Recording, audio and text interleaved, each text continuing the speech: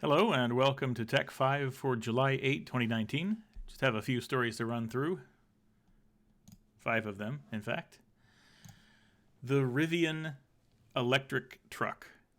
This is a lesser known electric car brand. They haven't issued their first models yet.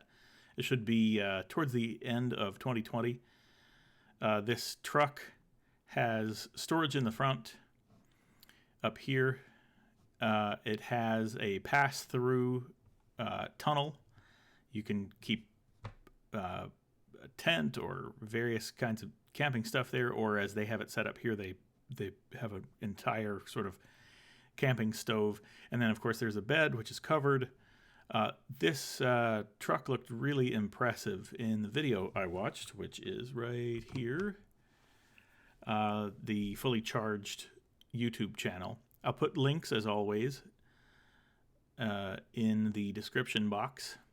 This is surprisingly going to, the base model is going to be something like, I think they said 65,000.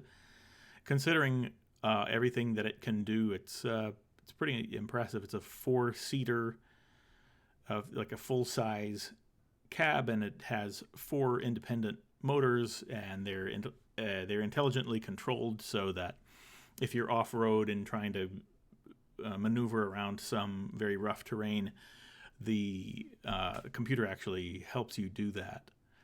So I thought that was interesting. Then the Boring Company, Elon Musk's third business, is hiring now in Las Vegas for this project to build a people mover around the convention center. Thought that seemed pretty interesting. And then I saw a tweet by Josh Chen about VPNs. You've probably seen ads for VPNs everywhere over the past, I'd say, 6 months or so. They've just seemed to pop up all over the place. Well, it turns out that many of them are owned by the same companies. And so this article on VPN Pro gives you an idea who actually owns these companies. I was really surprised to see that a given company will own a bunch of different VPNs. Who knows whether they're actually offering a different service or if it's just different branding and they're trying to capture more market share that way. But it's important to note that many of these VPNs are owned by Chinese companies, and that brings with it the inevitable assumption that your data may be even less safe in those hands than in the hands of one of the big tech companies.